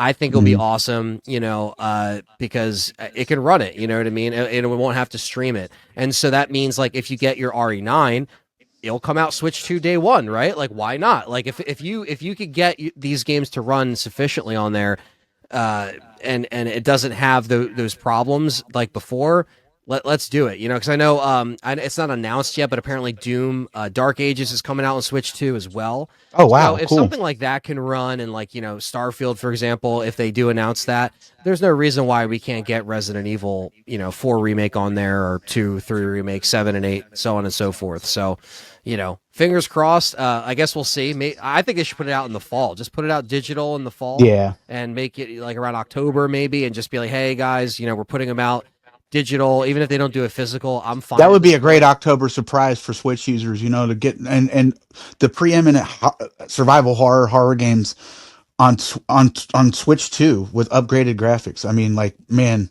that it's like a no brainer, It's a Anthony. You no-brainer, know. man. And Capcom's always worked well with Nintendo. And I know there was even a rumor that like, oh, there might be. I think it was like, I want to say it was earlier this year, where they were like, oh, RE0 remake, like, you know, could be a Switch 2 exclusive, or RE1. There was like those rumblings. I don't think that was true, but you know, would they ever do that? Probably not at this point. But at the same time, I don't know, because you never know. Like even Monster Hunter, when they did that, I think it was the last one they came out with. It was only on Switch for like the first like maybe 6 months to a year. Then it finally came out on the other consoles and then on PC. So it's like they still do work well with Nintendo. Capcom works well with Nintendo and Sony typically with some of these deals. And Mhm. so we'll see what they end up, you know, pulling out for this year. Yeah, it's a very interesting time in gaming, that's for sure.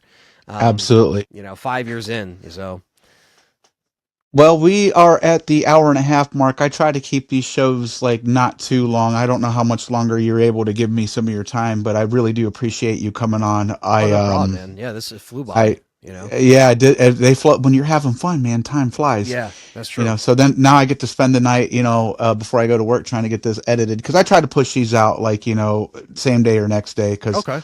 I don't have a lot of content on my page anyway, but I'm trying to build a little bit of Sure. a, No, I'll share like a this and resume. post it on my community Absolutely. tab, and just get the word out And you there. got a wonderful community. I literally thought that Dwayne the Rock Johnson was in your chat for that guy. I was like, is that really the Rock? Oh And my then I god, was like, he gets that so much. I think he actually gets like annoyed a little bit now when people are like, "It's the Rock." He's like, "I'm not the Rock." How many times am I gonna say? It's so funny. But he's a good. I met up with him.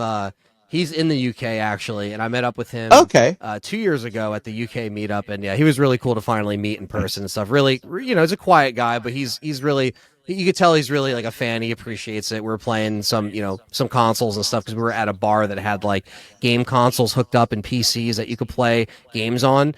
And yeah, he's a really cool guy. But yeah, no, I'm yeah, grateful for everybody in the community. Again, some people watch me from Italy, some people watch me from yeah. You get UK, some, and yeah. it's kind of I crazy think you how had far it somebody in goes. there from like the Netherlands or something not long Yeah, ago. like, and I was just like, That dude, was, this is kind of nuts. yeah. People just are great, and they're again they're nice to everybody else in the community, and that's the biggest thing is like we all have different opinions and all come from different eras of the gaming world and culture. So people are going to have different opinions, and it's all about just having your own opinions and just understanding that we're not all going to think and act and talk the same about a franchise. We all have different opinions.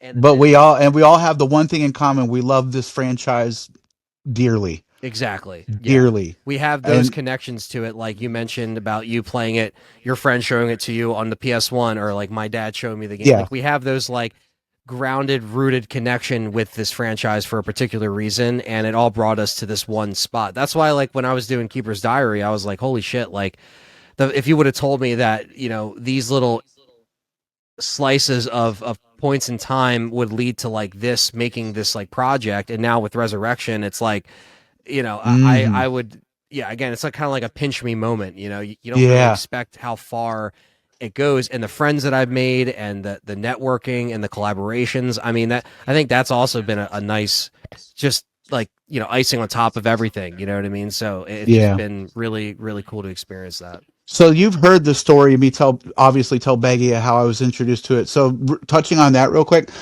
um, I'm going to have him on soon, probably. As a matter of fact, I'm going to make an effort to reach out to him on PlayStation or on Facebook, or Yeah. hell, I'll just call him. I got his phone number. Uh, I hadn't seen Carl, the guy who introduced me to. I call him Bubba. I haven't seen him since he introduced me to that game when I was 16 because I moved away from South Carolina.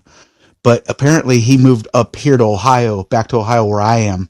And I went to my mom's house like about a month ago, and he was sitting in the on the porch with my stepdad, and he's like, "Hey, what's up, Junior?" And I looked over, and I'm like, "Bubba, Oh shit. holy shit!" And I like, dude, and I was like, "Dude, I got to tell you, thank you. Like, you don't know how much you changed my life introducing me to that game. It's become like one of the most important things to me." And he was tickled pink. So Wow, wow, yeah, that's yeah, incredible. I'm sure he yeah, had no dude, idea, and had no idea. yeah, because it's just like Like, sometimes those moments you don't know what it does to that person, kind of leading them on this path of like the yeah. whole category or genre of games or just gaming in general. It's like it just opens up the floodgates of everything. Well, I was living in a new area and out of like I had to start a new school. I had to make new girlfriends, make new friends, Yeah, yeah, and like it's a I tough had a lot spot. of fun experience. Yeah, Yeah, it was a real tough spot. I had a lot of like experiences, and out of fucking all that shit, the one thing I brought back with me was Resident Evil. With the other thing that I got introduced on there was Marilyn Manson's music and how good it was. oh yeah, And yeah, dude. And so the two things I brought back with me was Resident Evil and Marilyn Manson. Hell, and then Marilyn Manson teamed up with Resident Evil to do a soundtrack, and I was like, "Fucking let's yeah. go!" That's a great track. It's so Yeah, good. dude. That's one of the Absolutely. best parts about that movie is that soundtrack. Yeah. Really good. Well, we've been going on, like I said, for a little while. I don't want to keep you. I know you got a lot of things going on, especially with Resurrection. Looking forward to that. I'm keeping my eye on the Indiegogo campaign. Please, anybody that's listening to this, we'll put links to the Indiegogo as well as links to your LTRE page. Give Anthony a follow. He's on YouTube. He has Inocula Productions on there, and on Spotify, Libsyn. an Apple podcast as well. Yeah. It used to Yeah, be called iTunes. Now it's like mhm, Apple Podcast or Apple. yeah, You know what it is. Same thing. yeah. Right. So you Yeah. is there anything that you'd like to plug before we go? Like maybe like Challenger or anything like that? Yeah, no, for sure. Yeah. So, pretty much less than a month, basically 3 weeks from, yeah, 3 weeks from, I think this week, I'm pretty sure. Yeah. On June 7th, I will be in the UK. But I will be live on Resident Evil Challenger's channel. Their channel is just Resident Evil Challenger. We'll be doing a 24-hour live stream, and it's going to be 4 challengers, 16 games in total. And all of us are trying to beat all of our 4 games, which we all have picked out. There's two of the challengers have not released their stipulations yet. You'll see what they're going to be playing up and coming, but we're all going to be taking on uh, different Resident Evil games, different stipulations, and all have to beat it under 24 hours. No breaks. This is just going straight through. We might take like one little break in the middle at the 12-hour mark, but like it's going to be just gaming all day. And Nuji has been raising money for Dementia UK. So we have a cool incentive. We have a secret surprise incentive if we raise over. They're almost at the 30,000 mark because they've been raising money from a lot of events. And so if we reach over 30,000, there's a special game that might be brought out or something, or an item or some kind of thing we might do that might be a little surprise for some people. But other than that, yeah, that's going to be really the next like big event that I'm going to be a part of. And the meetup is going to be the following weekend. I think it's going to be like, I think June 14th or something like that is going to be the meetup. I have my calendar right here. So yeah, the 14th, so the 7th, June 7th is going to be the challenge at I think 12 p.m. UK time, and then the 14th is going to be the meetup over there in the UK. And other than that, yeah, just going to be more podcast episodes coming up, more live streams. Like I said, Onimusha, Evil Within, more Resident Evil stuff. My PC build will be happening as well. Perry is going to be helping me build my next PC, which is really exciting because it's time for me to upgrade. This is an older Yeah. PC that I'm on, and I can do a lot more streams and mods and fun stuff in the community with a PC that can stream Resident Evil 2 Remake fixed camera angle mod, or Resident Evil 4 Remake, funny Ashley and Leon mod. Like shit like that I can play a lot more because I can actually handle it and play it. Yeah. So a lot of exciting stuff this month into next month. I'm definitely excited to kick off the summer and just Going to be a great summer. Yes. it is, man. It At really is. LTRE. Yeah, and hopefully, like I said, we got a month and a half left of this campaign, so let's just do the best we can to raise this money, and then we're going to be shooting the last A few month and weeks a of half. August. About, yeah, because you figure if we launched it May 1st, so it's about May 13th as of this recording, so it's going to run to the end of June. So I think the actual page tells me the number of days left. Let me see here. I got to pull it up right here. So right now we are currently at 27,230. So 237 backers, and there's 48 days left to be exact. So Okay. still plenty of Still ways plenty to of go time. and plenty of time. But like you said, there's the Blu-ray, there's the backer credit, you get the soundtrack access, from Dwayne, who's doing the soundtrack again, posters, shirts, Yep. calls with them. So Shout out to Dwayne. Love you, shout out to Dwayne. Dwayne, man. He's been coming in my chats, hanging out, and he's been enjoying it. Yeah, I've been kind of like telling him, "Hey, go over and say hi to Anthony," just to give a little bit of credit to me. Yeah, no, but Because I'm that's in there and cool. I'm like, hey, I'm like, hey, Dwayne, you got to go say hi to Anthony, Yeah, man. no, he's Come, he's yeah, cool, man, in the chat because he's always yeah, just like, man, I don't know why I haven't joined these chats sooner. I'm like, well, dude, like it's all good. Like anytime people jump in, even if people just lurk and they work their kind of like what you did, like you're working, you're listening. People do that all the time with the live streams. So it's cool that whether people interact in the chat or they just lurk in the background, it's all cool, man. Like it all just yeah, it all helps because even people that just like it or just watch it, all the watch time helps the channel. Like even if you don't yeah, donate anything, that's fine. I always tell people, like, don't feel like you have to. Just watching helps the algorithm and helps me. So that really helps out a lot. It goes a long way. yeah. I'm going to. I got to get me an LTRE sweatshirt because I already have one from the other channel, so I got to Yeah, get one man. of yours. Yeah. That'll be out next up on my, after I get my donations to the fundraiser. That'll No, be on my list of I things to do. appreciate that, man. Yeah. Absolutely. Anyway, thank you for coming on, man. It's been a real pleasure, dude. Like this has been for me a long time coming. I've been dying to talk to you for a couple weeks now because you're my favorite streamer, Oh, I appreciate that, hands man. down. So, Appreciate that. I love what you do here at the Biohazard Brothers. We really appreciate you. Good luck to you with Resurrection, and we hope that this comes to fruition. Good luck to you this summer at Challenger, and please be safe on your flight, my friend. Definitely. Will do, man. Thank you so Absolutely. much for having me. And yeah, anytime you want me to come back on, just let me know. Absolutely. All right. Anyways, this has been another episode of the Biohazard Bros podcast, and thanks for hanging out with us today, guys. We'll see you next time on the next one. Catch you next time, guys.